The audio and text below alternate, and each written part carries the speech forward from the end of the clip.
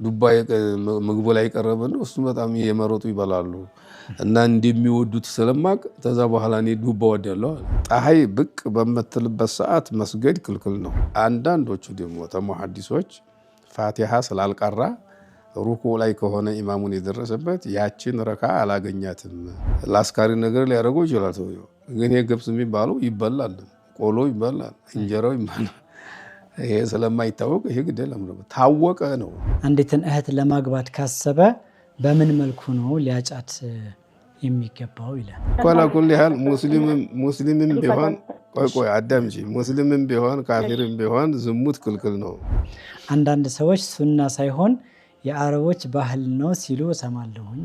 እነሱ ጋር ስለተፋጠጡ ብዙ ሶላት አሳልፈዋል። ሙስሊም የሆነ ሴት ማግባት አይበቃላትም። አብራ ብትቃ እንደ ጋብቻ አድርገው ቢቀመጡም ዝሙት ነው የሚሆነው። ወማ አርሰልና ቀብለከ ኢላ ሪጃለን ኑሒ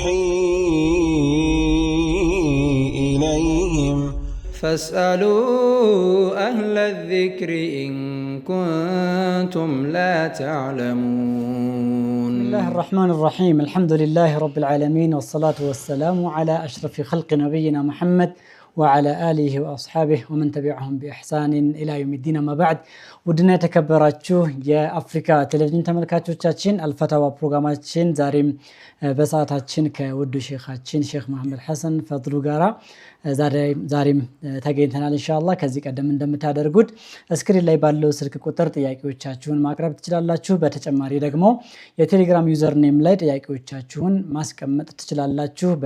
በተቻለ መጠን አጠር ያለና ግልጽ አድርጋችሁ ለመጻፍ ወይም ደግሞ ለመጠየቅ ትሞክራላችሁ። እኛም ደግሞ በቅደም ተከተል ለሼኻችን እናቀርባለን። እስከ ፕሮግራማችን ፍጻሜ አብራችን ትቆያላችሁ ኢንሻአላህ። ሼክ አህለን ወሰህለን። ወአለይኩም ሰላም። እንኳን መርሐባ ደህና ቆያችሁ። መርሐባ።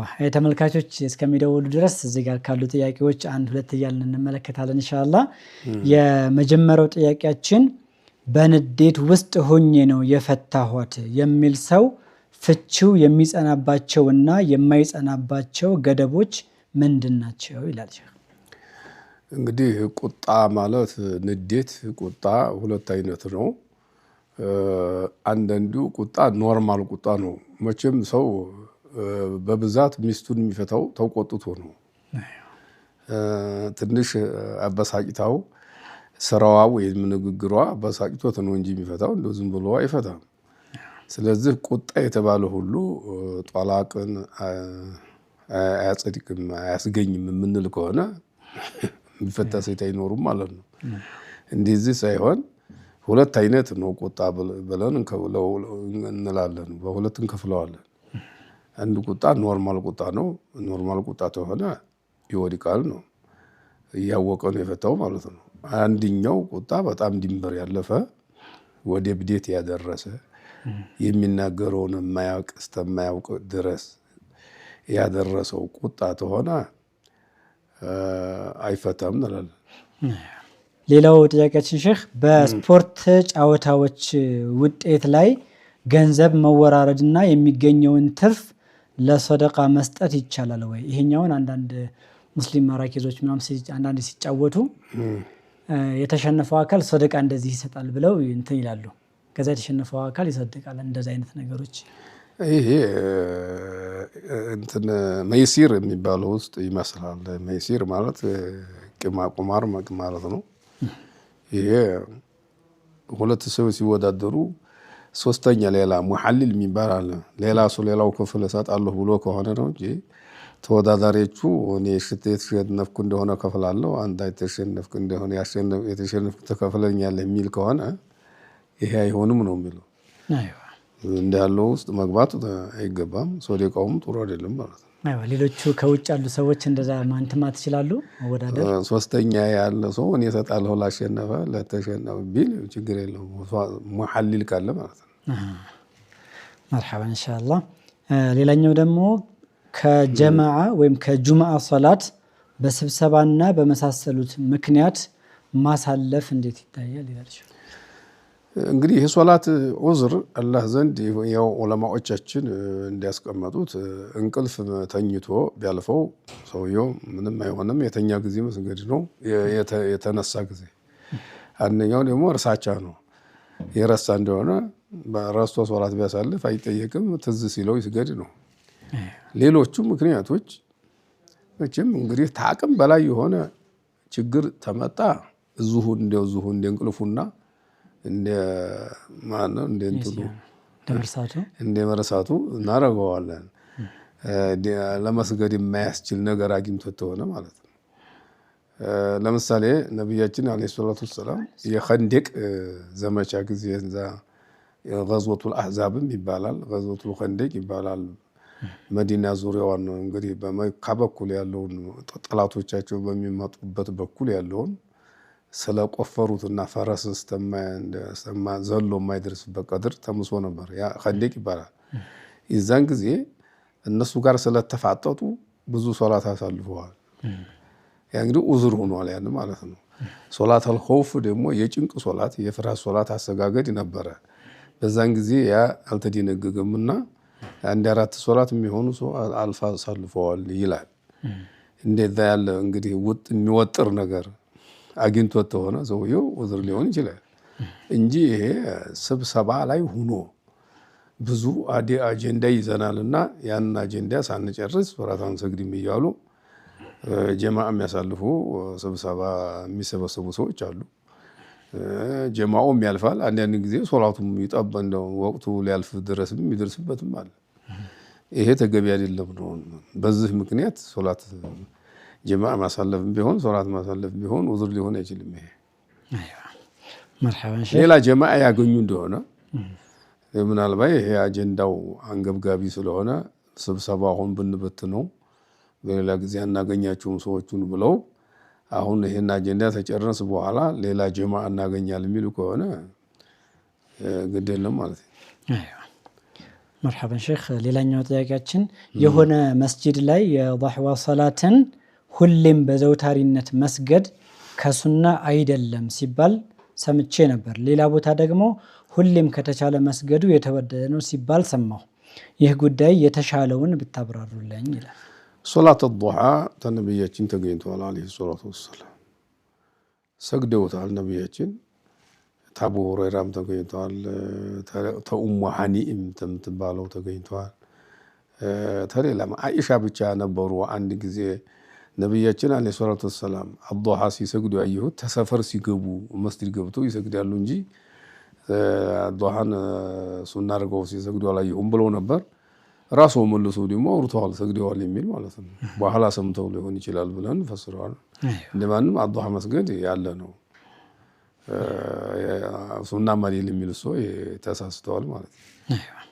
መርሐባ ሼኺ ሌላኛው ጥያቄያችን ደግሞ ወንድ ልጅ አንዲትን እህት ለማግባት ካሰበ በምን መልኩ ነው ሊያጫት የሚገባው ይላል።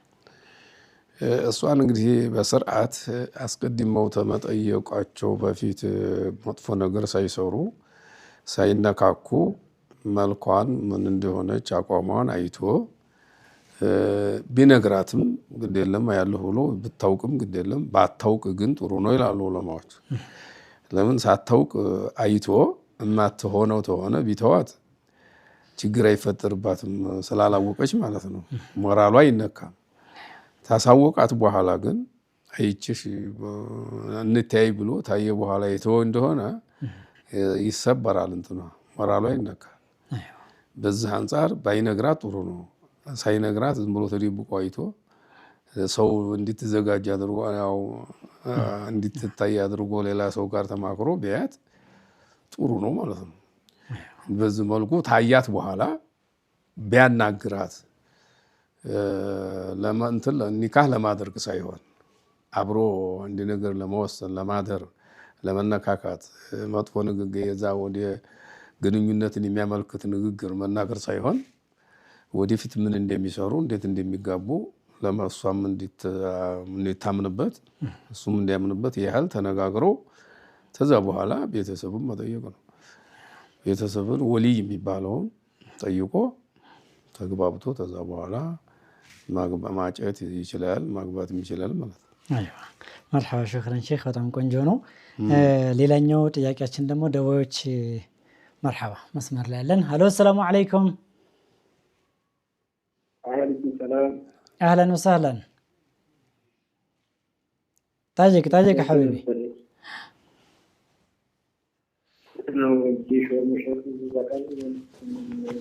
ድምጽ ግልጽ አይደለም ምንድን አልከን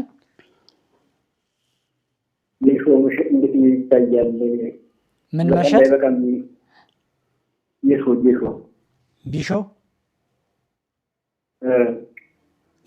ጌሾ ነው ጌሾ የሚጠጣው ጌሾ የጠላ ጌሾ ያቀጠሉ ነው እኮ ጌሾ መርሐባ ጫት የሚመስል ነገር አለ ኸምርም ያረውበት ይሄ ጠላ በሀገራችን ጠላ የሚሉት ተሱ ነው የሚያረጉት አይዋ ሌላ የሚጨምሩበት እህልም ይጨምሩበታል እሱን ወቅጠው ብሎ ጠላ ይሆነ እሱን ነው የሚጠይቀው አሁን እሱ መሸጥ ይቻላል አይቻልም አይ አስካሪ ነገር ክልክል ስለሆነ ይሄ ጠላ የሚባለው ተጌሾ የሚሰራው ነገር ሲጠጣ ስለሚያሰክር የሚሰራው ደግሞ ለዙሁ ስለሆነ የሚሸጠው ክልክል ነው አይዋ ወላ ተዓወኑ ዐለ الإثم والعدوان በወንጀል ላይና ድንበር በማለፍ አትተባበሩ ተብሏል መሸጡ መተባበር ነው ተዑለማዎች አንዳንድ ሰዎች እሱ ዛቱ حرام ስላልሆነ حرام የሚሆነው ተተጠመቀ በኋላ ስለሆነ ተተጨመቀ በኋላ ስለሆነ ቢሸጥ ግድ የለም የሚሉ አይጠፉም ግን ይሄን መቀበል የለብንም የሚታየው መጨረሻው ለሌላ ነገር አይሆንም ይሄ ነገር ለዙ ለሙስኪር ነው የሚሆነው አይዋ ለሌላ ነገር የሚሆን ቢሆን ታልነገረው ግድ የለም ነበር مثلا አሁን ገብስ ብትሸጥ ስንዴ ብትሸጥ ገብሱን ወስደው ጠላ እኮ ሊያረጉት ይችላሉ ለአስካሪ ነገር ሊያረጉት ይችላል ሰውየው ግን ይሄ ገብስ የሚባለው ይበላል ቆሎ ይበላል እንጀራው ይበላል ይሄ ስለማይታወቅ ይሄ ግድ የለም ነበር ታወቀ ነው እንደዛ ያለው ላይ የሚያደርገው ለዚህ ነው ተተባለ ለሐራም የሚጠቀምበት ሆነ አይሆንም ነው አይዋ ጌሾማ ለዙሁ ነው እንጂ ለሌላ አይሆንም አይበላም አይባል ስለዚህ ክልክል ነው ምንሩስ መርሐባ ሹክራን ሼክ ሌላም ደዋ ያለን ሰላም አለይኩም وعليكم السلام ورحمة الله وبركاته. መርሐባ ይጠይቁ አንድ ልጃችን ልታገባ ነበር ሰሞኑንና እንትን የላትም አባቷ ሞቷል በአባቷ በኩል እንግዲህ የመጨረሻ ቅርብ የሚባለው ያጎቱ ልጅ ነው የማን ልጅ የአባትየው ያጎት ልጅ የአባቷ ያጎት ልጅ ነው ያለው የመጨረሻ ቅርብ የሚባለው አባቷ ያጎት የሷ አጎት ሳይሆን የአባቷ አጎት ማለት በእናቷ በኩል ነው በአባቷ በኩል በአባቷ በኩል በእናቷማ ወንድም አለ አጎት አላት የአባትም በእናትም የእናት አልሆነ ስለሚባል ነው መርሐባ እሺ ሰማ ነው የሆነ ጥያቄው የሆነ ጥያቄ እንግዲህ አሶባ የሆኑ ሰዎች ናቸው ለማጋባት ወሊ የሚባሉት ዋቢ የሚባሉት ሴትን ለማጋባት የአባት ወገን ሆነው አሶባ የሚባሉት ናቸው አሶባ ማለት ዙል ፈርድ አላህ የወሰነላቸው ዋሪሶች ይሄን ያህል ያገኛሉ ብሎ የወሰነላቸው ወራሾች ሳይኖሩ ወይ እነሱ ተጨረሰ የነሱ ፈንታ ታለቀ በኋላ የተረፈውን ንብረት የሚጠቀልሉ አሶባ ይባላሉ አንደኛ አባት ነው አባት አላት አባት ነው አባት በሌለ ጊዜ ወንድሟ ነው ወንድሟ የአባቷ የእናቷ የሆነ ልጅ አባቷም እናቷም የሚወልዱት ማለት ነው ይሄ ጠፋ እንደሆነ በአባት ብቻ የሚገናኛት የአባት ወንድሟ በአባት በኩል የሚገናኛት ወንድሟ ማለት ነው ይሄ ተለለ ደግሞ እነዚህ ተለሉ የአባት ወንድም ነው የአባት ወንድም ከለለ ደግሞ የአባት ወንድም ልጅ ይላል አሁን እሱ ያለው የአባቷ አጎት ልጅ ነው ያለ ሌሎቹ ተጠፉ ይሄም ቢሆን ይሆናል የአባት የአጎት ልጅ ማለት ነው ይሄም አሶባ ነው ሌላ ተጠፋና ይሄም ሊሆን ይችላል የእናቷ ግን ያው የእናት በኩል አይሆንም ነው የሚሉት ብዙዎቹ አንዳንድ ሰዎች የእናትም ቢሆን ይሆናል እነዛ በለሉ ጊዜ የሚል አይጠፋም መዝሀብ ማለት ነው አንደኛውም ሸውካኒ ናቸው እንደዚህ የሚሉት እንደውም ሌሎቹን እንደማጥላላት ያደርጋሉ። ሸውካኒ ታባት በኩል እንጂ አይሆንም ለማለት ደሊል የላቸውም። ብዙ ናቸውና ነው ፈርተው ነው እንጂ ይሄን የሚሉ ብዙ ሰዎች ናቸው። ቂያስ ነው ደሊላቸው አሉ ሸውካኒ። ቂያስ ማለት በእንትን በውርስ ቀይሰውት ነው። በውርስ ቀይሰው ገምተው ነው እንጂ ነቢያችን በግልጽ ወይም ቁርአኑ አሶባ ነው እንጂ ወልይ የሚሆነው ልጅን ለማጋባት በእናት በኩል ያለ አያጋባም የሚል የለም ይላል ሸውካኒ። እኛ እሱን ተወት እናድርገውና አንድ ማንም አሁን የጠየቀው እንትን የሆነ ለማጋባት መብት አለው። አባቴ አጎት ልጅ ማለት ነው። መርሐባ ሽክረን ሼክ። ሌላ ጥያቄ አለ ወንድማችን? ተቋርጧል። መርሐባን። ለወንድ ልጅ ጀለብያ መልበስ ሱና ነው ወይስ ባህል ነው አለ። አንዳንድ ሰዎች ሱና ሳይሆን የአረቦች ባህል ነው ሲሉ እሰማለሁኝ አለ። ይሄ መጨቃጭቅ አሁን ባለንበት ጊዜ ሰዎችን የሚያጨቃጭቅ የሚያለያይ ነገር ነው። እሱ የሚያለያይ አልነበረም። ሰዎቹ እንደ ትልቅ ነገር ወስደውት ወላ እና ባራ የሚገኝበት የሚገነባበት አድርገው ይዘውታል። ቀሚስ ያለበሰን ሰው ያንቋሸሹ ደግሞ አንዳንዶቹ በተቃራኒው ቀሚስ ልብስን የሚያንቋሽሹ አሉ። አላኩል ያህል ቀሚስ መልበስ ተነብያችን የተገኘ ነው። መቼም እኛ እንደው በጣም የጠበቀ ነው ባንልም ነብያችን ቀሚስ ይወዱ ነበር። ሽርጥ ቀሚስ በጣም ይወዱት ነበር። ነብዩ የሚወዱትን ነገር መስራት ጥሩ ነው። ወለኩም ፊ ረሱሊላሂ ኡስወቱን ሐሰና ብሏል። ይሄን ሲል እንደው የሚሰሩት ሁሉ ግዴታ እንኳ ባይሆን የሚሰሩት ሁሉ መጥፎ ነገር አይደለም። ነብያችን የሚሰሩት ሐታ በአዴታቸው እንኳ የሚሰሩትን ነገር በልምዳቸው የሚሰሩትን ነገር መከታተል ጥሩ ነው ይላል። እንደ ግዴታና እንትን ባናረገው ማለት ነው። እንደው ሱና ሙአከዳም ባይሆንም አነስ ኢብኑ ማሊክ ለዚህ ማስረጃ አነስ ኢብኑ ማሊክ የነብያችን ኸዳም ነበሩ። በልጅነቱ ጀምሮ ነብያችን እናቲቱ ይኸድም ብላ ሰጥተው 10 ዓመት ነብዩ ኸድመዋል። እሱ ምን ብለዋል? ነብያችን ጋር ስንበላ ማዕድ ላይ እንትን ይወዱን እንደሚወዱ አውቅ ነበር አለ። ዱባ ነገር ዱባ ምግቡ ላይ ቀረበ ነው። እሱ በጣም የመረጡ ይበላሉ እና እንደሚወዱት ስለማቅ ተዛ በኋላ እኔ ዱባ ወዳለሁ አለ። አሁን ነብያችን ዱባ የወደዱት በተፈጥሯቸው ሊሆን ይችላል፣ በወህይ አይደለም።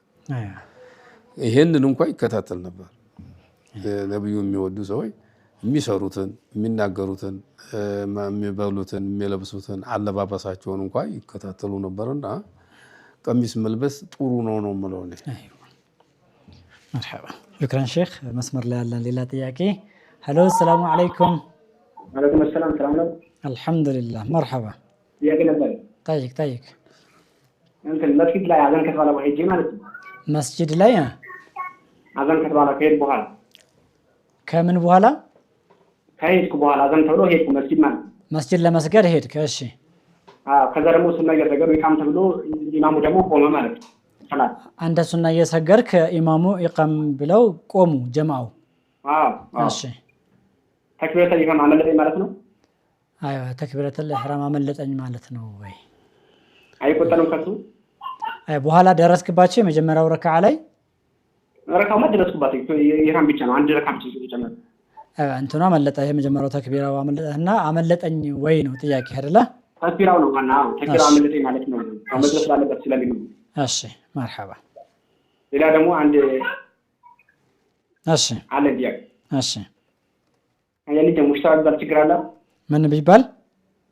ሙሽተባ ግልጽ አይደለም። ሙሽተባ ሙሽተራ? የምን ሙሽተራ? እንዴት? ስም ሙጅተባ የሚባል ስም ነው እንዴ? ሙጅተባ በላ ሙጅተባ አይዋ አነባበብህ ነው እንግዲህ። ባረከላሁ ፊክ። ሙጅተባ ነው። እሺ ወአለይኩም ሰላም ወራህመቱላሂ ወበረካቱ። የመጀመሪያው መስጂድ ጀሱና እየሰገድኩኝ ኢማም ኢቃም ብሎ አመለጠኝ ተክቢራውና አመለጠኝ ነው የሚባለው እያለ ነው። ረካዓው ላይ ደርሷል። ረካዓው ላይ እንግዲህ አንድ ሰው ነብያችን አለይሂ ሰላቱ ወሰላም ምን ብለዋል? إذا أقيمت الصلاة فلا صلاة ብለዋል ለፈርዱ ኢቃም ተደረገ ሶላት ተቆመ ሌላ ሶላት የለም ብለዋል በዚህ ትንነሳ ሶላት ውስጥ እንኳን ቢሆን ሰውየው ማቋረጥ ነው ያለበት ግን ሳያቋርጥ ጨርሶ እዛኛው ላይ ረካኡ ሳያመልጠው ተደረሰ አላመለጠው ግን ተክቢረቱል ኢህራም ኢማሙ ጋራ መሆን ፈዲላ ነበሩ ትልቅ ደረጃ ነበሩ ያናም ልጦታል ረካኡ አመለጡ አይባልም ሩኩ ሳይደርስ ተሩኩ ሳይነሳ ተደረሰበት ደርሶበታል ማለት ነው ረካኡ አላመለጠው እንደቆሙ ከሆነ የደረሰው ምንም ሸክ የለም ሩኩ ታደረገ በኋላ ሩኩ ላይ ደርሶ እንደሆነ ብዙዎቹ ዑለማዎች ሩኩ ላይ ተደረሰ አግኝቶታል ያ ረካ አላመለጠው ነው የሚሉት ቂራአት ግን አልቀራም ፋቲሃ አልቀራም ፋቲሃ ባዝ ላይ ፋቲሃን ባለመቅራቱ ችግር የለበትም እዚ ላይ ኢማሙ ይይዝለታል ይላሉ አንዳንዶቹ ደግሞ ተሙሐዲሶች ፋቲሃ ስላልቀራ ሩኩ ላይ ከሆነ ኢማሙን የደረሰበት ያችን ረካ አላገኛትም በኋላ በመጨረሻ ላይ ያችን ረካ ማምጣት አለበት የሚሉ አሉ ግን ብዙዎቹ ዑለማዎች የለበትም ሩኩ ላይ ከደረሰበት ራሱን ተሩኩ ሳያነሳ ተደረሰ አግኝቷል ቂራአቱን ኢማሙ የዛችን ረካ ፋቲሃን እሱ ይይዝለታል ብለዋል ነው አይዋ مرحبا ሁለተኛውን ከመለሰ በሱ ጥያቄ ግን አሁን ምን የሚያመለጠው ነገር የለም አይዋ مرحبا ሁለተኛውን ጥያቄ ሳንመልስለት ጥያቄ እንቀበል ኢንሻአላህ ሄሎ ሰላም አለይኩም ወአለይኩም ሰላም ወራህመቱላሂ ወበረካቱ مرحبا ጥያቄ ነበር እሺ ካርድ ሞልቶልኝ ነበር የሞላልኝ ሰው አላውቅም ምን ሞልቶልኝ ካርድ በቃ ሰው ካርድ ሞልቶልኝ ነበር ነው እሺ እንትን ስልክ ቁጥሩ የለም በቃ ካርዱ ተሞልቷል ምን ሚሴጅ ደርሶኝ ነው እንዴት ነው የሚያደርገው አይዋ ካርድ ተሞልቶልኝ ነበር ግን ማን እንደሞላልኝ አላውቅም ስልክ ቁጥሩም አልወጣልኝም ለማክፈል እንደ ብድር ነው እንደ የማን እንደሆነ ወይ በስተት መጥቶም ከሆነ ለመመለስ ሀዲያም ከሆነ ለማወቅ ነው እንዴት ነው ማድረግ ያለብኝ እያለች ነው ከሷ በፊት እንግዲህ በስልክ መፈለግ ነው ይሄን ሰው ይሆን በስልክ ስልኩን ማፈላለጋ ስልኩን ታወቀችው ብድር እንደሆነ መመለስ ነው ብድር አይደለ እንደሆነ ንያ ነው ሀዲያ ነው ታለ ሀዲያ ይሆናል ስልኩ ታጣፋባት ደግሞ እንግዲህ መተው ሌላ ምንም የለበትም لا يكلف الله نفسا الا وسعها አይዋ مرحبا የቀደሙ ወንድማችን ደግሞ ሙጅተባ ብሎ ስም ማውጣት ይያለ ነበር ሙጅተባ የሚባል ስም ቢወጣም መቼም ሙስጠፋ ምናምን ሞልቷል እኮ ሙስጠፋ ማለት ሙጅተባ ማለት ሙስጠፋ ማለት ነው ሙስጠፋ የሚል ስም ሞልቷል ማዕናው ምርጥ ማለት ነው ግን እንዲህ ያለ ማዕና ያለው በጣም ምስጋና ያለው ስም ማውጣት ደግ አይደለም ይላሉ ዑለማዎች እንደው ምን ሀይሱል ኢስቲህባብ ማለት ነው እንጂ حرام ነው ማለት አይደለም ለምን ሰውየውን እንትን ያመጣበታል ተዝኪየቱን ነፍሱን ማመስገን እኔ ትልቅ ነኝ ሙጅተባ ማለት ምርጥ ማለት ስለሆነ ለካኔ ምርጥ ነኝ የሚል ነገር እንዳይመጣበት እንዲህ ያለውን ስም ቢተውት ጥሩ ነው ይላሉ ዑለማዎች مرحبا ان شاء الله شيخ جزاكم الله خير ረፍት ወስደን ተመልሰን እንግባ ኢንሻአላህ ውድና ተከበራችሁ ተመልካቾቻችን ረፍት ወስደን ተመልሰን እንገናኛለን ሳትርቁ ጠብቁን ኢንሻአላህ ሰላም አለይኩም ወራህመቱላሂ ወበረካቱ وما أرسلنا قبلك إلا رجالا نوحي إليهم فاسألوا أهل الذكر إن كنتم لا تعلمون ከረፍታችን ተመልሰን ተገናኝተናል ኢንሻአላህ የደወላችሁ ጥያቄዎቻችሁን ማቅረብ ትችላላችሁ እንደተለመደው ሼክ ቅድም ለጠየቅ ከነበረው ጥያቄ እንጀምርና ከጋብቻ በፊት ለሴት ልጅ ልብስ ወርቅ ለድግስና ለቤተሰብ አንዳንድ ስጦታ ተብሎ የወንዱን ቤተሰብ የሚጠየቅ ነገር አለ ይህ ነገር በሸሪዓ እንዴት ይታያል መስጠቱስ ግዴታ ነው ወይ ይላል ጥሎሽውን ወርቁም ነው ይሄ አዴት ነገር ነው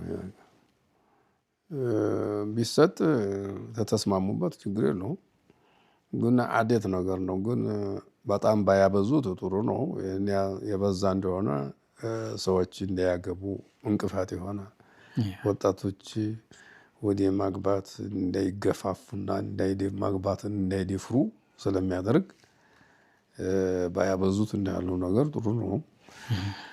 ተኒካህ በፊት የሚሰጥ ባዕድል ኢስማ በፊት የሚሰጥ ነገር ለዘመዶች ሊሆን ይችላል። ተኒካህ በኋላ የሚሰጠው የሷ ነው የሚል አለ ቡልጉል መራም ላይ እና አለ እንዲህ ያለ ነገር መኖሩን ግን ይሄን ባያበዙት ጥሩ ነው እላለሁ። መርሐባ ኢንሻአላህ መስመር ላይ አለን። ሄሎ ሰላም አለይኩም። ወአለይኩም ሰላም መርሐባ ጠይቂ እንትን ሸዋልና ሸዋል ጾም ማለት ነው ቀዷል አለበት ሰው አብሮ መነየት ይቻላል የሚባል ነገር ሰምቼ ነበር። ሸዋልንና ቀዷል አለበት ሰው ቀዷልና ሸዋል ሸዋል ቀዷውንና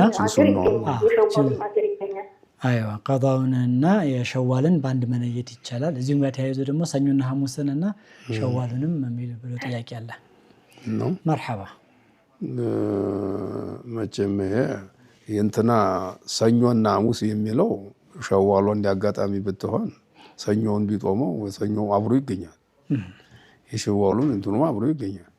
ግን ቀዷው ጋራ አብሮ ይገኛል ማለቱ አይመስለኝም። ቀዷውን ብቻ ወጥቶ እንደገና ደግሞ ይሷል ማንኛው ይቀደማል የሚል ጥያቄም አለ። ግዴታ ያለበት ሰው ሱናን አስቀድሞ መጦም ነው የሚሻለው ወይስ ግዴታውን ነው? ሂክማ መቼም ግዴታውን ማስቀደም ነው። ግዴታውን ሳይፈጽም ሞት የመጣ እንደሆነ ችግር እንዳይፈጠር ግዴታ ያለበት ሰው ግዴታውን ጦሞ በኋላ ሱናውን መጦም ነው። ወይ ሱናይቱ መሰለን መታልቀው ተሆነ የሚላል። አሁን ሸዋል እስካለ ድረስ ነው እቺ 6 ምንላት የምትጦመው። አስቀድሞ ሳይጦም ቆይቶ ሊያልቅ ወሩ ሊያልቅ ሲል እንደሆነው ጦማለሁ ያለው ታልቃለች እሷ። ስለዚህ ቀዷውን በኋላ ሊጦም ይችላል እሷን ተጦመ በኋላ ማለት ነው። ተጠበበ ጊዜው ማለት ነው። አይዋ እንጂ ቀዷውን በመጦሙ ሸዋሉም አብሮ ይገኛል ማለት ይሄ አይደለም። መርሐባ ጠይቂ እህቴ። ሌላ ጥያቄ ሱና ቤት ውስጥ ለሚሰግድ ሰው ከኢቃም በኋላ ችግር ነው ቤት ለሚሰግድ ሰው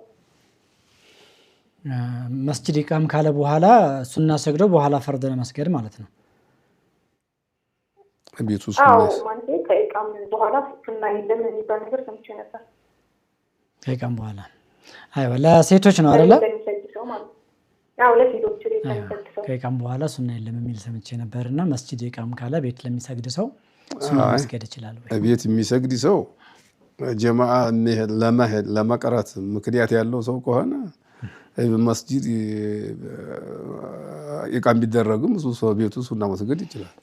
ሴት ጭራሽ ይኸው ጀማዓ ስለማይወጅብባት ቤቷ ከሆነ መስገዱ ቤቷ ስለሆነ ሱና ብትሰግድ መሽሩዕ ነው የተደነገገ ነው ማለት ነው።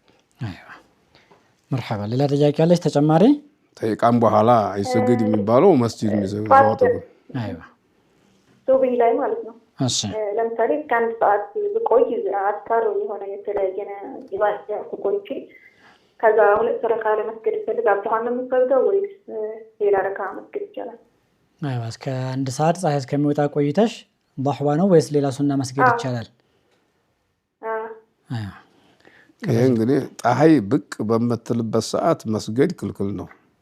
ፀሐይቱ ከፍ ታለች የሩም ያህል አንዲ ዛቢያ ማለት ነው እንጨት ያህል ወይ 2 ያህል ከፍ ታለች በኋላ የሚሰግድ ሶላት ያው አዷን ታዷሃ ጭምርት ነው የሚለው። ሶላት ኢሽራቅም ያንዳንዶቹ ሹሩቅ ይሉታል። ሶላቱ ሹሩቅም ብለዋል። 2 ረካዓ ሹሩቅ ላይ ቢሰግድ ከኡምረቲ ነው የሚል አለ።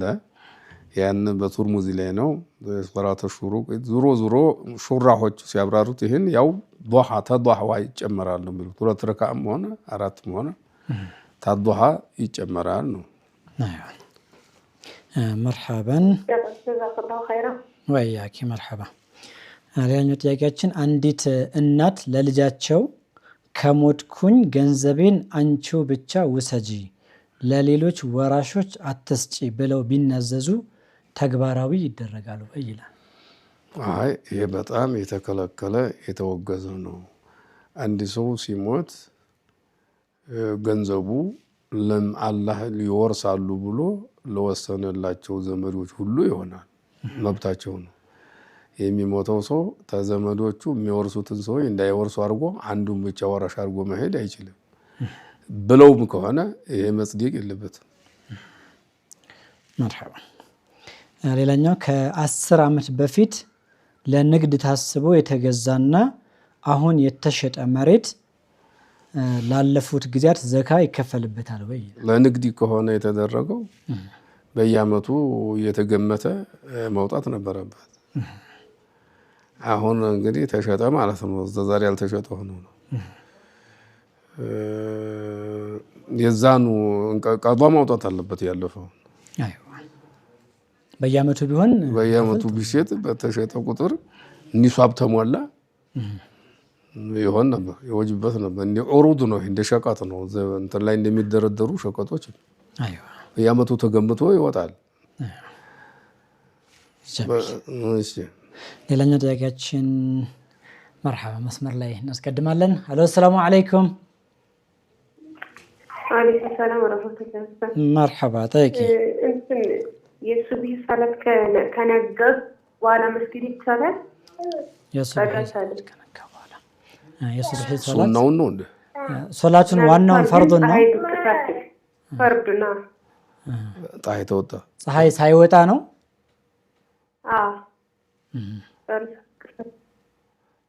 ጥያቄው እንደገና ዲገሚው የጥያቄውን ድገሚው እስኪ። የሱብሂ ሰላት ፀሐዩ ብቅ ከሳትል ገና ዝም ብሎ የለም ንግት እንዳለው ቀዳ ብዬ ነው የምሰግደው ወይስ ኖርማል ዝም ብዬ? የሱብሂ ሶላት የሚሰገደው ፈጅር ተወጣ የወጣ ጊዜ ነው። ፈጅር ማለት ያ ዋናው ነጩ ፈጅር ወደ ቅላት ሄድ የሚለው ውሸታም ፈጅር አለ ይባላል። ያን ዝም ብሎ የዘንትን ጅራት መስሎ ወደ ላይ መሄድ ነው። ያን ፈጅር አይባልም። እሱ ተጠፋ በኋላ ደግሞ ጨለማ ይመጣበታልና ያ ውሸት ነው። ከዛ በኋላ በአድማሱ ላይ በሰማዩ ላይ ዝርግት የሚል ነጭ ፈጅር አለ። ያ ተወጣ በኋላ ነው ፈጅር የሚሰገደው። አወሉ እሱ ነው። በዛ ሳይሰግድ ቀርቶ ደግሞ ተረፈደ ፀሐይ ሳይወጣ ነው መስገድ ያለበት። ፀሐይ ተወጣ ያው ቀዷ ነው የሚሆነው። እዛ ድረስ ማድረሱ ደግሞ ክልክል ነው። እንቅልፍ ተኝቶት አልሆነ በስተቀር ወይ ሌላ በጣም አንገብጋቢ የሆነ ችግር ታቅሙ በላይ የሆነ ችግር ታላገኘው ፀሐይ እስከሚወጣ ድረስ ፈጅር ማቆየት ክልክል ነው። ታደረሰውም ደግሞ ፈጅር ፀሐይቱ ከፍ ስትታለች በኋላ ቢሰግድ ነው ደህናው። እንቅልፍ ተኝቶ ተሆነ ብቅ ስትልም ቢሰግድም ግድ የለም በኡዝር ስለሆነ ያለፈው ማለት ነው። መርሐባ። እሺ ሌላኛው ጥያቄያችን ምን በተመለከተ? አሎ ጠይቂ። ጋብቻን በተመለከተ ጥያቄ አለሽ? አንድ ነገር በሶስቱ ካለቀ በኋላ ይሆናል ወይስ አይሆንም? ሶስት ፈትቻለሁ ካለ በኋላ ይሆናል አይሆንም ጋብቻ? ሶስት ፈትቻለሁ ያለው በስንት ጊዜ? በአንድ ጊዜ ነው። አንዴ የፈቶ ቆይቶ ደግሞ እየደገመ እየፈታ ነው ተራተራውን። በአንድ ጊዜም ሌላ ሁክም አለው ብዬ ነው። በአንድ ጊዜ 3 ጊዜ ፈትቼሻለሁ የሚል አለ። እንደውም ደጋግሞ ደግሞ ፍቺነሽ የሚል አለ።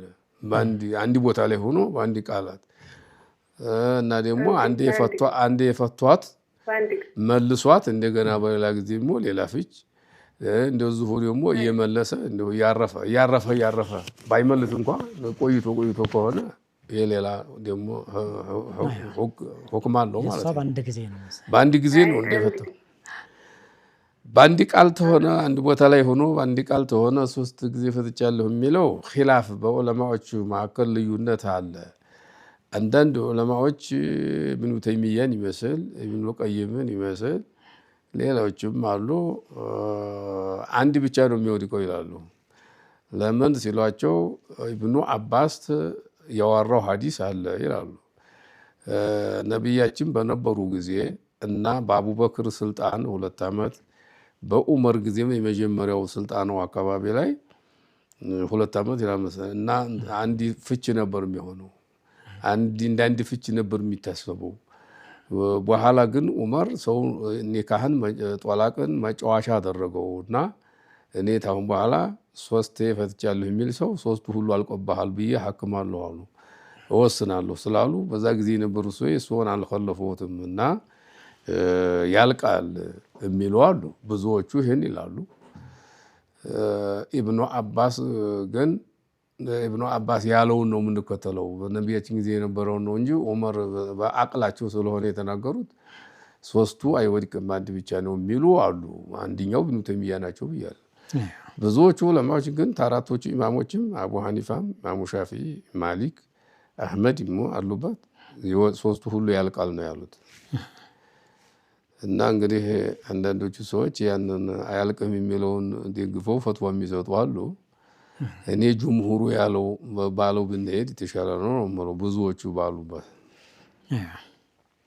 مرحبا شكرا የሷም ስልክ ተቋርጧል መልእክቱ ደርሶታል ብለን ተስፋ እናደርጋለን ኢንሻአላህ ሌላኛው ጥያቄያችን የደም ካንሰር ካለበት ባል ጋር በሽታ ይተላለፍብኛል በሚል ስጋት ግንኙነትን መከልከል ይፈቀዳል ወይ ለሚስት ማለት ይሄ ይተላለፋል የሚለውም አላህ ጋር እንደው ዝም ብሎ በቀደር ጋር መጋጨት ይመስላል ላይተላለፍም ይችላል ይሄን የምትጠረጥር ተሆነች ደግሞ ጂማዕ መከልከል ሳይሆን መፈታት ይችላል እኔ ሌላ አገባለሁኝ አንተም ሌላ አግባ ፍታኝ ማለት ይሻላል እንጂ አንድ ላይ ይኖሩ ግንኙነት መከልከል የተገቢ አይደለም አንደኛ ነብያችን ለአድዋ ብለዋል የነብያችን ንግግር መጋጨት ነው መተላለፍ የሚባል የለም አላህ ታልሻ በስተቀር በጠባባ ተፈጥሮ በሽታ ወደ ሌላ መተላለፍ የለውም ብለዋል አይዋ ሌላኛው ጥያቄያችን ካለፈው ጥፋት ከተመለሱ በኋላ ከተውበት በኋላ ማለት ነው በዒባዳ ላይ ለሚከሰት የጥርጣሬ ችግር መፍትሄው ምንድነው ብዙ ጊዜ ብዙ ልጆች አሉ ወዱ ሲያረጉ ከሁሉም መጀመሪያ ይጀምራሉ ከሁሉም መጨረሻ ይጨርሳሉ ሶላትም ከሰገዱ በኋላ አሰላምተው ከእንደገና ብቻቸውን ይሰግዳሉ እንዚህ አይነት ሸኮች አሉ ምን ላድርግ አይነት ነገር ይሄ የኢብሊስ ስራ ነው ሰው አውቆ ኢብሊስ ሰውን ለማልፋት ሙስሊምን ለማድከምም ይፈልጋል ኢባዳው እንዳይስተካከል ስለሚፈልግ ነው ስለዚህ ኢብሊስ ማገዝ የለባቸውም እንዳል አዑዙ ቢላሂ ብለው እንዲህ ያለው ወስዋስ እንዲቀር ማድረግ ነው መተው ነው አንዴ ማረጉን ተረጋገጠ ያው በቃው ሸኩ መተው ነው አይዋ مرحبا ሌላኛው ልጆቻቸው ሙሉ ወጫቸውን የሚሸፍኑላቸው እናት እንደ ድሃ ተቆጥረው ዘካ ሊሰጣቸው ይገባል ወይ አይ ልጆቻቸው ገንዘብ ያላቸው ሆኖ ወጫቸውን ተቻሉላቸው በልጆቻቸው ገንዘብ እንደ ሀብታም ስለሚቆጠሩ ለሳቸው መስጠት አይገባም ለምን አንተ ወማሉከ ሊአቢከ ነው አንተም ገንዘብህም ያባትህ ናቸው ብለዋል ነብያችን ሰለላሁ ዐለይሂ ወሰለም እናትም እንደዛው ናት ልጆቹ መቀለብ ስላለባቸው እነሱ ሀብታም ተሆኑ እናታቸው መቀለብ የሚችሉ ከሆነ ችግር የማያገኛት ተሆነ ለሷ መስጠት አይገባም ማለት ነው አይዋ مرحبا በከተማ የሚኖር ተማሪ ቤተሰቦቹ ከገጠር እንዲያገባ ቢፈልጉ ነገር ግን እሱ ከከተማ ያለች ዲን ያላትን ሴት ማግባት ቢፈልግ ምርጫው ምን መሆን አለበት ቤተሰቦቹ ከገጠር አግባ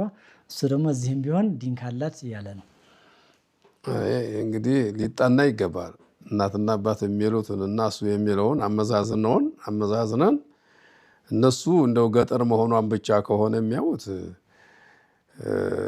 እነሱን መከተል አይወጅ ግዴታ አይሆንበትም እነሱ ገጠር መሆኗን ብቻ አይደለም ያየነው ተከተማይቱ ገጠሪቱ ዲን አላት አደብ አላት ብለን ነው ላንተም ጠቃሚ ትሆናለች ለዲኖም ጠቃሚ ነው የምትሆነው ብለው ተሆነ እነሱ ያሉት መቀበል አለበት እንደዚህም ብላ ገጠርን ለመውደድ ሌላ ምክንያት ተላላቸው እሱ ከተማይቱን ዲን ያላትን መርጦ ማግባት መብቱ ነው አይዋ مرحبا ان شاء الله الو عليكم السلام ورحمه الله ጥያቄ ነበር እሺ ጥያቄ ጥያቄ ከ10 ዓመት በፊት ሊካ ስሬ ነበርና ከሊካ በፊት ያው አጋጣሚ እርግዝና ተፈጥሮብኝ ከዛ በኋላ ነው እኔ ሊካውን ያሰሩልኝ ማለት ነው። እሺ ማለት እኔ ግንዛቤ አልነበረኝም በዛን ሰዓት እና ከዛ በኋላ ፈተዋ ሰማኝ እናንተ ሊካ ላይ ያ ሊካ እንደማይሆን ምናምን ነገር ሰማኝ። ኒካው ጋር መታሰር እንዳለ ልጁ የራሱ ነው። ከዛ በኋላ የዛ ያገባሽው ሰው ነው ልጁ ነው አንቺ ምትዩ? እና ከዛ በኋላ ድጋሚ ያው እኔ ሊካ ስሬ ያለው በሚል 2 ልጅ ወልጃለሁ ድጋሚ ማለት ነው። እና ከዛ በኋላ እኔን ፈተዋ የሰማሁት እና ምንም ማድረግ ስለማልችል እዛው ቤት ውስጥ እያለን 3 ወር ምናምን መራራቃለች ምናምን ነው ቤት ውስጥ እያለን እሱ ሳሎን እኔ መኝታ ቤት ያው በመኖር 5 ወር ምናምን ተራራቅን ማለት ነው። ማለት በቃ አማራጭ ስላጣሁኝ ከዛ በኋላ ሸሪዓ ፍርድ ቤት ሄጄ ድጋሚ ሊካ አሰርኩኝ። እና አሁን ይሄ ነገር ውስጤ ስለሚያስጨንቀው እንዴት ነው የሚለው ነገር مرحبا ግልጽ ነው ሼክ ገባኝ። مرحبا ጥያቄዋ ከ10 ዓመት በፊት ነው ኒካህ የታሰረላትና ግን ከኒካህ በፊት ልጅን ተሳስተዋል ከልጁ ጋር ነበር ነው የምትለው ገብቶኛል። ይሄ እንግዲህ በሲፋህ ማለት ዚና ማለት ነው። በዚና የተረገዘ ልጅ በኋላ ያው ራሱ ዚናውን የሰራው ሰው ጋር መጋባት ተፈለገች። አንዳንዶቹ ዑለማዎች ልጁ እስከሚወለድ ድረስ መራራቅ አለባቸው። ልጁ ከተወለደ በኋላ ኒካህ ያርጉ የሚሉ አሉ። አንዳንዶቹ ደግሞ ውሃው የሱ ስለሆነ የሚያገባው እሱ ስለሆነ ግድ የለም ኒካሁ እርጉዝናው እያለ ኒካህ ቢያደርጉ ይቻላል የሚሉ አሉ። አንዱ አቡ ሐኒፋ ናቸው። እሱን የሚከተልም ሌሎቹ ብዙ አሉ። እና አሁን ያደረገችው አቡ ሐኒፋ መዝሀብ በኩል ስንሄድ ደህና ነው ማለት ነው። መወለድ ያለበት ባሉት ስንሄድ ያ ኒካህ ጥሩ አይደለም ብለውኛል ነው የምትለው። አሁን እንደገና ደግሞ በኋላ ኒካህ አድርጊያለሁ እኮ እያለች ነው። 5 ወር ተራርቀው አድርጊያለሁ ነው አለች። ይሄ ደህና ነው አይደል እኮ በሁሉም ደህና ሆኗል ማለት ነው። እዛው ግን ቤት ውስጥ አብረን ሆነን ነው አንድ ቤት ተተራራቃችሁ እኮ ግድ የለም አንድ ቤት ቢሆን እሱ ሳሎን እየኖረ እኔ በቃ ታልተገነ ግንኙነት ታታደርጉ ይሄን ያህል ተቆያችሁ በኋላ ግድ የለም ችግር የለም ኒካሁ ደህና ነው። ቆንጆ ነው ጥሩ ነው። ከዛ በኋላ የተወለዱ ልጆች እንዴት የሊካ ልጆች ነው የሚባሉት? ምንድነው ማለት ከሊካ ልጅ የተወለደች ያው እነዛስ ቢሆን በኒካህ አይደለም እንደ ተሳስራችሁ አይደለም እንደ ግን ልጁ የመጀመሪያው ልጅ ሳይወለድ ነው እንደ የተጋባችሁት? የመጀመሪያው ልጅ እርጉዞኜ ነው ሊካ የታሰረ ያ መወለድ ነበረበት። ከዛ በኋላ 2 ወለድኩኝ በዛው ኒካህ ማለት ነው። እሱ ግድ የለም ገባኝ። እነዛ ልጆቹም ደህና ናቸው። አብሽር ግድ የለም እናንተ ሳታውቁ ስለሆነ የሰራችሁት ልጆቹም የዲቃላ አይባሉም ደህና ነው። በኋላ ደግሞ ሸሪዓ ፍርድ ቤት ሂጄ አስሬያለሁ ብለሻል። ከዛ በኋላ ያለው ደህና ነው። ረመዳን ይያዝና አስበርኩኝ ረመዳን ከመግባቱ ተቀምጥ ተስተርኩኝ ደህና ነው። ኢንሻአላህ ተውበት ማድረግ ነው። ባለፈው አላህ ተውበታችሁን ይቀበላችሁ። ደህና ነው ኢንሻአላህ። የመጀመሪያው ያው እሷ አባት አይደለም እንደ አባት አይደለም። ይሄም ሌላ ጥያቄ ነው። እንግዲህ ይሄንን ዑለማዎች ተለያይተውበታል። ልጄ ናት ካለ ሰውየው ወንድም ሆነ ልጁ ሴትም ሆነ ልጄ ናት ብሎ ያ ዝሙቱን የሰራው ሰው የኔ ልጄ ናት ብሎ ካስጠጋ ልጁ ትሆናለች የሚሉ ዑለማዎች አሉ። አንዳንዶቹ ደግሞ ቢያስጠጋም ውሃው ህጋዊ ስላልሆነ ልጁ አትባልም የሚሉ ብዙ አሉ።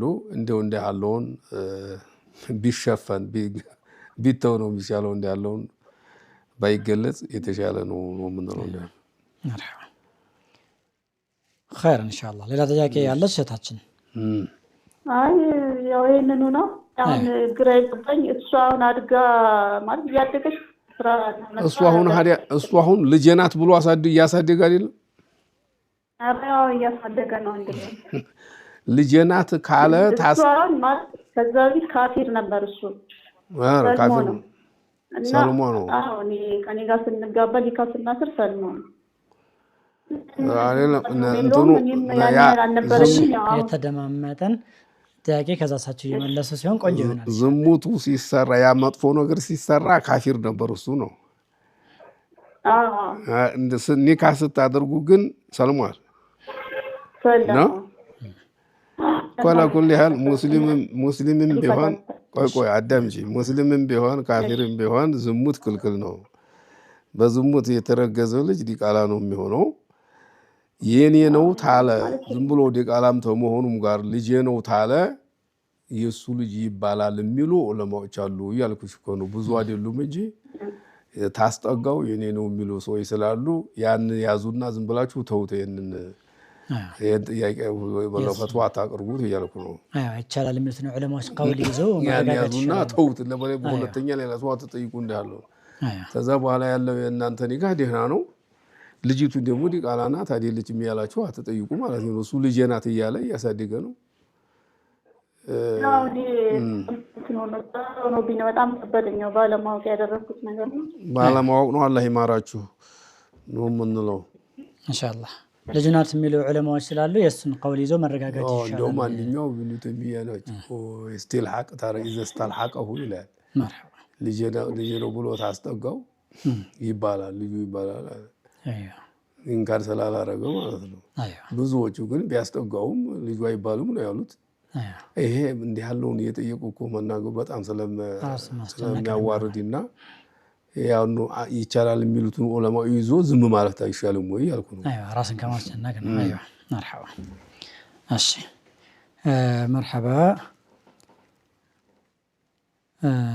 ሌላኛው ጥያቄያችን ሼህ በወንበር ላይ መስገድ የጉልበት እና የጀርባ ህመም ላለበት ሰው በተለይ በሱጁድ ወቅት በወንበር ላይ መስገድ ይቻላል ወይ? ወንበር ላይ ቁጭ ብሎ በሱጁድን በመለከት እንግዲህ ሰውየው ሩኩዕ እና ሱጁድ የማይችል ከሆነ የሚችለውን ያህል ሰርቶ የማይችለውን እየጠቀሰ መስገድ ይችላል። እሺ ሰው ሰራሽ ጸጉር ለባል እንዲሆን ተብሎ በቤት ውስጥ መጠቀም ይፈቀዳል ወይ? መቀጠልም ሊሆን ይችላል የሚለበሰው ገባኝ። መቀጠል እንግዲህ ነብያችን አለይሂ ሰላቱ ወሰላም ለዐነላሁ አልዋሲለተ ወልሙስተውሲለተ ነው ያሉት። የምትቀጥለውንም የሚቀጠልላትንም አላህ ረግሟታል ነው ያሉት። ይሄ ሙጥለቅ ነው አነጋገሩ። ለሌላም ሰው ብላም ይሁን ለባሏም ቢሆን መቀጠል ክልክል ነው። ይሄን መተው ነው ያለባቸው ማለት ነው። መርሐባ። መስመር ላይ ያለን ሄሎ፣ ሰላም አለይኩም። ወአለይኩም ሰላም ወራህመቱላሂ ወበረካቱ። መርሐባ። ጠይቂ። አንድ የወላሂ ነበረች። ምን ነበረ? ከካፍር ጋር ተጋብታ አንድ 10 ምናምን ዓመት ሆናለች። ማናት እሷ? ምንድን ናት አልሽን? ሙስሊም ነች እሷ። ከካፍር ጋር ተጋብታ ነበረ። እሺ ስንት ዓመት? 10 ምናምን ዓመት ይሆናል። ልጆቹ ግን ሙስሊም ናቸው። ሰውዬው እስካሁን አላመነም። ካፍር ነው። አንድ ቤት ነው የሚኖሩት። እንዴት ነው? እሷ ሙስሊም ነኝ ነው የምትለው? አሁንም ሙስሊም ናት? እሷ ሙስሊም ነች። ሰግዳለች፣ ጾማለች። ልጆቹ ሙስሊሞች ናቸው? ልጆቹ ሙስሊሞች ናቸው። ቁርአን ይቀራሉ፣ ይጾማሉ፣ ይሰግዳሉ። ለሱ ግን አንድ ቤት እየኖሩ ነው። የማይሰማ ነው።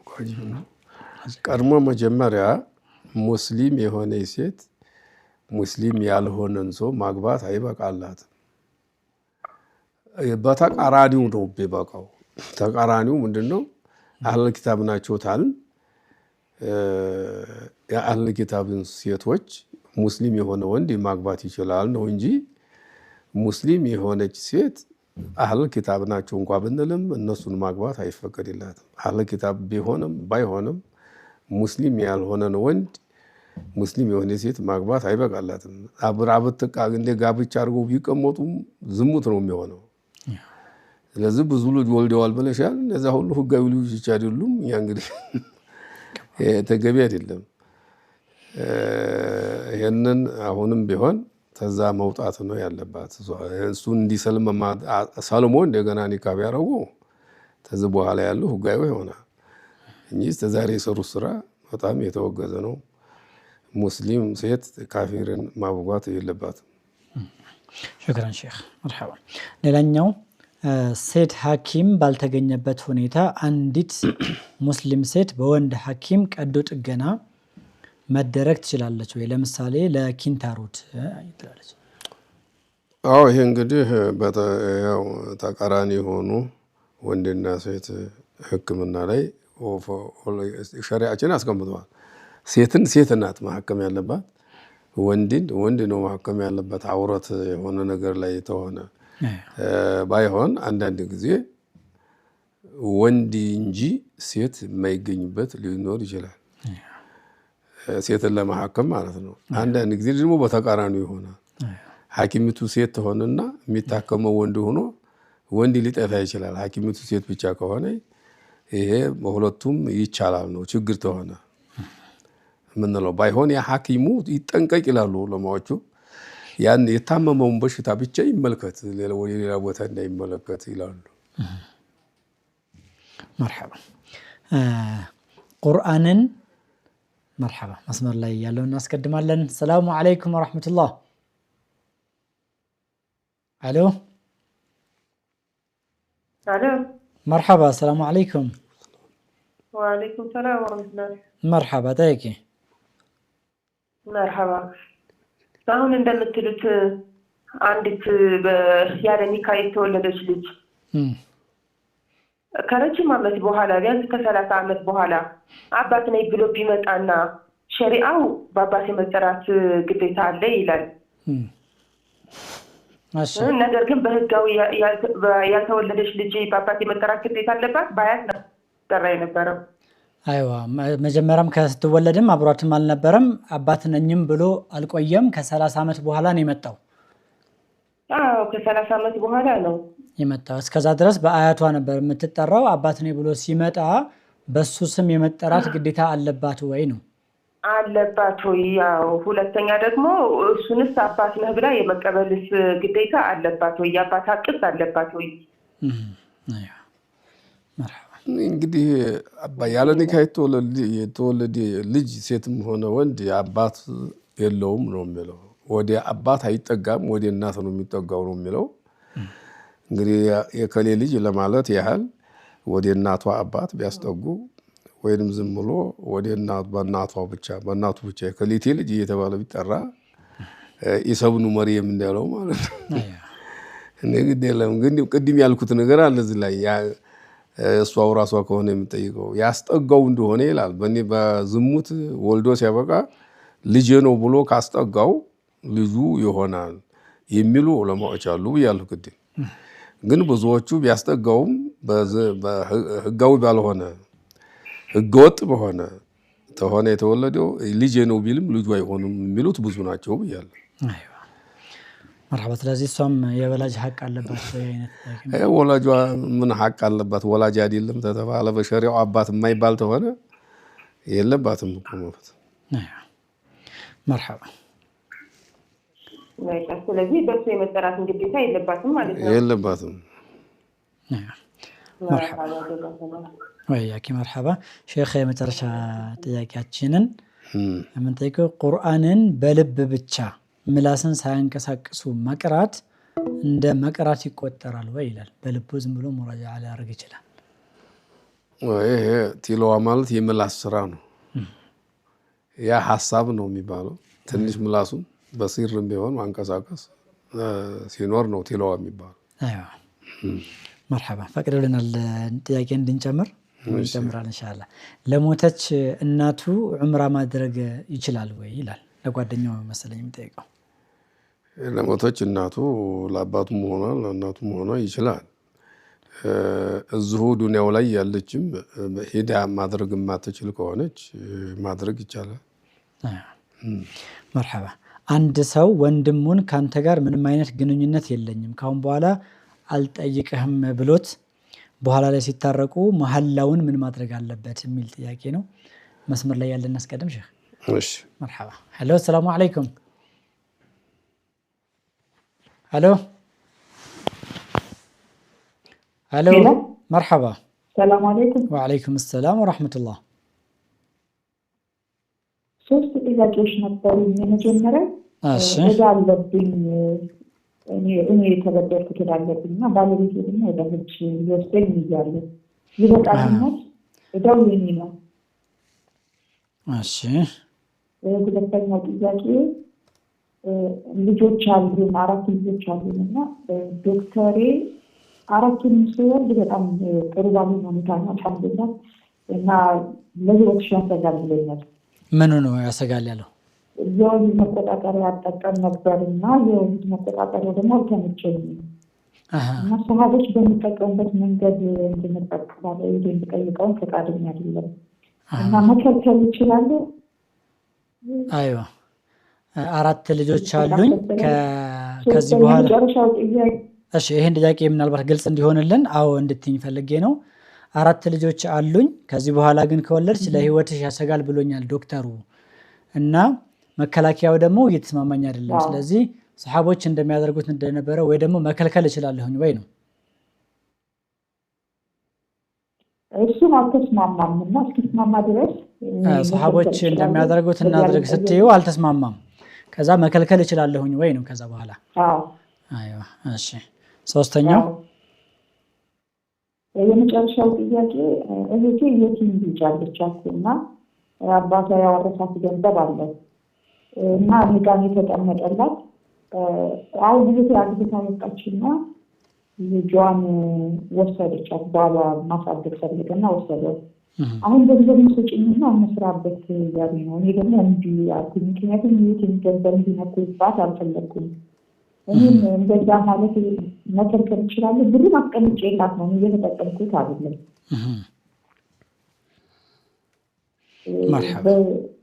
እሱ እንዴት ይታያል? እሱ ደግሞ ለጋራ መስራና ለእሷም ገብስ ነው ይለኛል። ግን የመክፈል ቻንስ ስላለ ይሄ እንዴት ይታያል? የመክፈል ቻንስ አለው? አሁን ስራ ሲሰሩ የመክፈል ቻንስ ይኖረዋል እና ሊያጎሉ ይችላሉ። መርሐባ። እሺ፣ ሶስቱም ጥያቄ እናቀርባለን ለሼክ ኢንሻአላህ ታዳምጫለሽ። መርሐባ። የመጀመሪያው እዳ አለብኝና ባለቤቴ ደግሞ ሐጅ ሊወስደኝ አስቧል። እዳ ያለብኝ ሐጅ መሄድ ይበቃልኛል ወይ ነው የመጀመሪያው ጥያቄው። ገንዘቡን የሚያወጣው እሷ ናት ባልየው? ያንቺ በግል የእሷ ተቋርጧል። ኦኬ። እሷ የግል እኔ እዳ አለብኝ አለች የራሷ ማለት ነው። ባለቤቷ ደግሞ ሐጅ ሊወስዳት ይፈልጋል። እዳ ያለብኝ እሱን ቢከፍልኝ ይሻላል ወይስ ቢወስደኝ ይበቃልኛል ወይ ነው አጠቃላይ ጥያቄው። አሁን እኮ እዳው የእሷ ነው የባልየው አይደለም። ሐጅ የሚያስደርጋትም ባልየው ነው። የራሱ ወጪ አውጥቶ ነው የሚያስደርጋት። የራሱ ወጪ አውጥቶ ስለሆነ የሚያስደርጋት ብትሄድ ችግር የለውም። ራሱ አውጥታ ከሆነ የምትሄደው እዳዋ ይቀድማል። እዳዋን መክፈል አለባት ሐጅ ተማረ በፊት። ወይንም ደግሞ ሐጅ የምታስደርገኝ እዳያን ክፈልልኝ ልበለው ማለት አለብኝ። ወይስ ሐጅ ማራ ከሆነ የምትለው እዳውን የሚከፍልላት ከሆነ ሐጅ ተማድረጓ እዳውን ቢከፍልላት ይሻላል። እሱ ግን እኔ ሐጅ ነው እንጂ ማስደርግሽ እዳ መክፈል አልፈልግም ታለም ተረባለ። እሱ ሐጇን አድርጋ ደግሞ ዱዓ ማድረግ ነው። እዳዋን እንድትከፍል ችግር የለውም። ይሄ መርሐባ። ሁለተኛው ጥያቄዋ ደግሞ 4 ልጆች አሉኝ አሁን ከዚህ በኋላ ከወለድኩ ዶክተሩ ለህይወት ያሰጋል ብሎኛል አለች። መከላከያው ደግሞ የተስማማኝ አይደለም። ስለዚህ ባለቤቴን ሰሃቦች እንደሚያደርጉት እናድርግ ስለው እምቢ አለ እና መከልከል እችላለሁኝ ወይ ነው ጅማዕ? ይሄ እኮ የሐኪሙ ለህይወትሽ ያሰጋል ማለት እርግጠኛነት አለው ወይ ነው። የወለድሽ እንደሆነ ለህይወት ያሰጋል የሚለው ሐኪሙ ታማኝ ነው ወይ እርግጠኛ ነው ወይ የሚለው ጥያቄ ያመጣል። እንግዲህ እርግጠኛ ከሆኑ ወይንም ደግሞ ወደ እርግጠኛነት የደረሰ ጥርጣሬ ታለ አለመውለድ ይቻላል ማለት ነው። ባይሆን ባልየው ደግሞ የግንኙነት መብት ስላለው ስሜት አለበት። ይሄን ጋር ስለተጋጨ ምን ማድረግ ነው የሚሻለው? እሷ መድኃኒት መጠቀም። መድኃኒት መጠቀሙ ታልተስማማት ደግሞ ሷሃቦቹ እንደሚሰሩት እናርግ ብላ ማሳመን ይኸው ዳር ማፍሰስ ማለት ነው፣ ውጭ ማፍሰስ ማለት ነው። በዚህ መጠቀም ይሄው ሁለቱንም ደግሞ ማይሆን ከሆነ አብረን እንኑር ኒካሁ ይሻላል። ምንም አንተ ግንኙነት ባታደርግም ኒካሁን በአንተ ያንተ ሚስት ሁኜ ልኑር ሌላ አግባ ማለት ነው ያለበት። ሌላ አግብተህ ተጠቀም ማለት ነው። ይሄ ደግሞ አንዳንድ ሴቶች መቼም ቀናት አለባቸው። ይሄን አልፈልግም ታለይ መፈታት ነው እንጂ ሰውየው የግንኙነት መብት አለው፣ የመገናኘት መብት አለው። እሱ ደግሞ እምቢ የሚልበት ለምንድን ነው? ግን ይሄን ማሳመን ነው። ከእንትኑ ዳር ማፍሰሱ ውጭ ማፍሰሱን መውለድ ይፈልጋሉ ብሎ ሊሆን ይችላል። እሱ መውለድ ይፈልጋሉ ብሎ ከሆነ ሌላ ያግባና ይውለድ እሱ እሷ አብረው ይኖሩ ዝም ብለው። መርሐባን ኢንሻአላህ። ሶስተኛው ጥያቄዋ ደግሞ እህቴ የቲም ልጅ አላት እና አባቷ ያወረሳት ገንዘብ እኔ ነኝ በአማና ያስኩት አለች። እህቲቱ አገባች ሌላ ባል፣ ልጅቷንም ወሰደቻት። ወሳጇ ማን ነው? እቺ እናቷ ራሷ ማለት ነው። የእህት ልጅ ናት። የእህቷ ልጅ ነበረች። እህቷ አባት የህፃኗን ልጅ አባቷ ንብረት አውርሷት እሷ ጋር ነው ያለው ንብረቱ። እህቲቱ ደግሞ አገባች ሌላ ባል፣ ልጇንም ወሰደች እና አሁን ገንዘቡን አምጪና እንስራበት እንዳም ካተረፍን ለሷም ንብረቱ ያድግላታል አይነት ነገር እያሉኝ ነው። እኔ ደግሞ የቲም ሐቅ ስለሆነ መስጠት አልፈለኩም። መከልከል እችላለሁኝ ወይ? መክሰርም ሁኔታ ይኖራል፣ ንግድ ነውና እያለች ነው። አዎ ይሄ አለ መስጠትን መከልከል ይሻላል። ለምን ሊያከስሩት ይችላሉ ገንዘቡን እና መከልከል ነው የሚሻለው። ቢቀመጥላት ይሻላል ወይ ታማኝ የሆነ ሰው ቢሰራበት ጥሩ ነበረ። እንትን ይላል የቲምን ገንዘብ ስሩበት፣ ዘካ እንዳይጨርሰው በየአመቱ ዘካ ይከፈላልና ዘካ ተሰጥቶ እንዳያልቅ ስሩበት ብለዋል ነብያችን ማለት ነው። ግን ታማኝ ሰው ሲሆን የቲሙን የሚያሳድገው ሰው አሁን እሷ ናት የያዘችው አይደል? ብትሰራበት የተሻለ ነው። ወይ እናቲቱም ታማኝ ናት አታባክንም የሚል ከሆነ ብትሰራበት ችግር ያለው አይመስለኝም። ግን ተጠረጠረቻቸው ባል ስለሆነ ያቺ የያዘችው ያንም ያጠፉባታል ብላ የምትጠረጥር ከሆነ አለመስጠቱ ነው የሚሻለው። መርሐባን ሼክ፣ ጥሩ ቆይታ ነበረን። ሰዓታችንም እዚህ ጋር አብቅቷል። ውድና የተከበራችሁ ተመልካቾቻችን የዛሬው አልፈተዋ ፕሮግራም ይሄን ይመስል ነበረ። በቀጣይ ኢንሻአላህ እስከምንገናኝ ከቀሪ አፍሪካ ቲቪ ፕሮግራሞች ጋር እንተዋችኋለን። አሰላሙ አለይኩም ወራህመቱላሂ ወበረካቱ። وما أرسلنا قبلك إلا رجالا نوحي إليهم فاسألوا أهل الذكر إن كنتم لا تعلمون.